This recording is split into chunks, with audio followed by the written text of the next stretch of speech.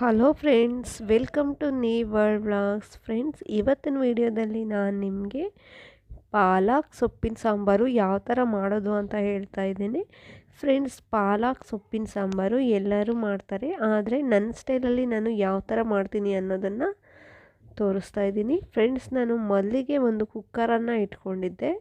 ಅದರಲ್ಲಿ ಒಂದು ಬೌಲಷ್ಟು ತೊಗರಿಬೇಳೆಯನ್ನು ತಗೊಂಡು ಚೆನ್ನಾಗಿ ವಾಶ್ ಮಾಡಿಕೊಂಡು ತೊಗರಿಬೇಳೆಯನ್ನು ಆ್ಯಡ್ ಮಾಡಿದ್ದೀನಿ. ಅದಾದಮೇಲೆ ಒಂದು ಸ್ಪೂನಷ್ಟು ನಾನು ಟರ್ಮರಿಕ್ ಪೌಡರನ್ನು ಆ್ಯಡ್ ಮಾಡಿದ್ದೀನಿ. ಅದಾದಮೇಲೆ ಫ್ರೆಂಡ್ಸ್, ನಾನು ಒಂದು ಬೌಲ್ಗೆ 3 ಬೌಲ್ ಆಗೋಷ್ಟು ವಾಟರನ್ನು ಆ್ಯಡ್ ಮಾಡ್ತಾಯಿದ್ದೀನಿ. ಇದರಲ್ಲಿ ನಮಗೆ ಬೇಳೆ ಚೆನ್ನಾಗಿ ಬೇಯಬೇಕು, ಹಂಗಾಗಿ ಸ್ವಲ್ಪ ನೀರನ್ನು ನೋಡ್ಕೊಂಡು ಹಾಕ್ಕೊಳ್ಳಿ.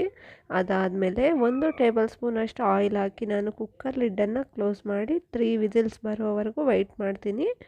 ಅದಾದಮೇಲೆ ನಾನು ಬೇರೆ ಕಡಾಯಿ ಇಟ್ಕೊಂಡು ಅದರಲ್ಲಿ ನಾನು ಪಾಲಕ್ ಸೊಪ್ಪನ್ನು ಕಟ್ ಮಾಡಿ ಇಟ್ಕೊಂಡಿದ್ದೆ. ಫ್ರೆಂಡ್ಸ್, ನೀಟಾಗಿ ವಾಶ್ ಮಾಡಿ ಕಟ್ ಮಾಡಿ ಇಟ್ಕೊಂಡಿದ್ದೆ. ಅದನ್ನು ಇವಾಗ ಈ ಕಡಾಯದಲ್ಲಿ ಹಾಕ್ತಾಯಿದ್ದೀನಿ, ಪಾಲಕ್ ಸೊಪ್ಪನ್ನು. ಅದಾದಮೇಲೆ ನಾನು 1 ಆನಿಯನ್ ಕಟ್ ಮಾಡಿ ಇಟ್ಕೊಂಡಿದ್ದೆ, 2 ಗ್ರೀನ್ ಚಿಲ್ಲಿ ಹಾಕ್ತಾಯಿದ್ದೀನಿ, ಕಟ್ ಮಾಡಿ ಇಟ್ಕೊಂಡಿರುವಂತಹ ಗ್ರೀನ್ ಚಿಲ್ಲಿ.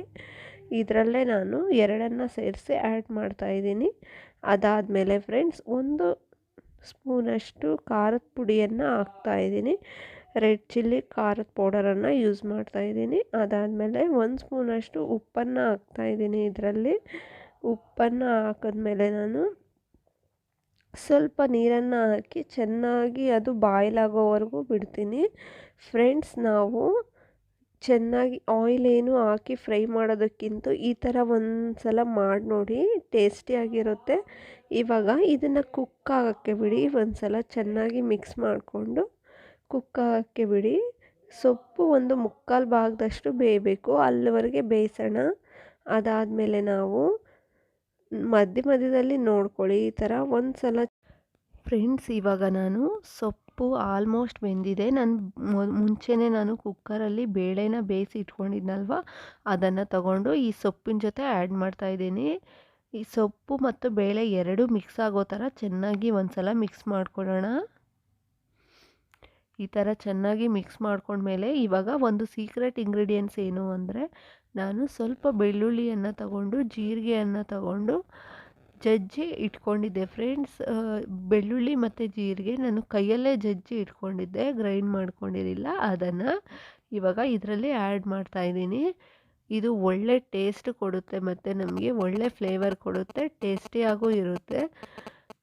ಇದರೆಲ್ಲ ಆ್ಯಡ್ ಮಾಡ್ಕೊಂಡ್ಮೇಲೆ ಒಂದು ಸಲ ಚೆನ್ನಾಗಿ ಮಿಕ್ಸ್ ಮಾಡ್ಕೊಳ್ಳೋಣ. ಇದಾದಮೇಲೆ ನಾನು ಪಕ್ಕದಲ್ಲಿ ಚಿಕ್ಕದು ಒಂದು ಕಡಾಯಿ ಇಟ್ಕೊಂಡಿದ್ದೆ ಒಗ್ಗರಣೆಗೆ. ಅದರಲ್ಲಿ ನಾನು ಸ್ವಲ್ಪ ಎಣ್ಣೆ ಹಾಕಿ ಸಾಸಿವೆ, ಜೀರಿಗೆ, ಒಣಮೆಣ್ಸಿನ್ಕಾಯಿ, ಆನಿಯನ್ಸು, ಬೆಳ್ಳುಳ್ಳಿನ ಜಜ್ಜಾಕಿ ಸ್ವಲ್ಪ ಗೋಲ್ಡನ್ ಬ್ರೌನ್ ಕಲರ್ ಬರೋವರೆಗೂ ಫ್ರೈ ಮಾಡಿಕೊಂಡು ಇವಾಗ ಸಾಂಬಾರ್ ಜೊತೆ ಆ್ಯಡ್ ಮಾಡ್ತಾಯಿದ್ದೀನಿ.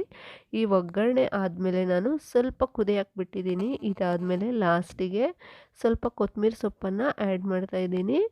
ಇದಾದಮೇಲೆ 1 ನಿಮಿಷ ಕುದಿಯೋಕ್ಕೆ ಬಿಟ್ಟು ಇಳಿಸ್ಕೊಳ್ಳಿ. ಈಗ ಆಲ್ಮೋಸ್ಟ್ ಸಾಂಬಾರು ರೆಡಿ ಆಗಿದೆ ನೋಡಿ ಫ್ರೆಂಡ್ಸ್. ಈ ಥರ.